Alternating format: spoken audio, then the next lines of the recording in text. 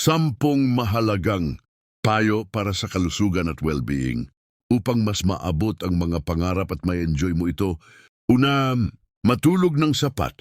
Mahalaga ang tamang pahinga para sa productivity. Pangalawa, kumain ng masustansyang pagkain. Ang malusog na katawan ay puhunan sa buhay. Pangatlo, mag-ehersisyo regularly, kahit 30 minuto lang araw-araw.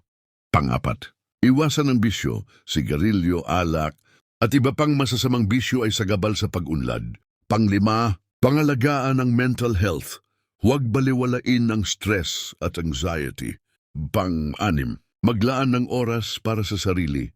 Huwag puro trabaho, mag-relax din. Pang-pito, lumayo sa toxic na environment. Nakakaapekto ito sa iyong mental at emotional state. Pang-walo, maging conscious sa iyong lifestyle.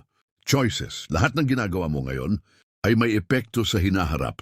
Pang-siyam, alamin ang iyong medical history para maiwasan ang sakit bago pa lumala.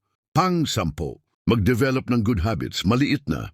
Healthy habits araw-araw ay may malaking epekto sa buhay. Huwag kalimutan pindutin ang follow o subscribe button para lagi kang updated para sa kaalaman na makakatulong sa iyo para magtagumpay. Okay, let's go.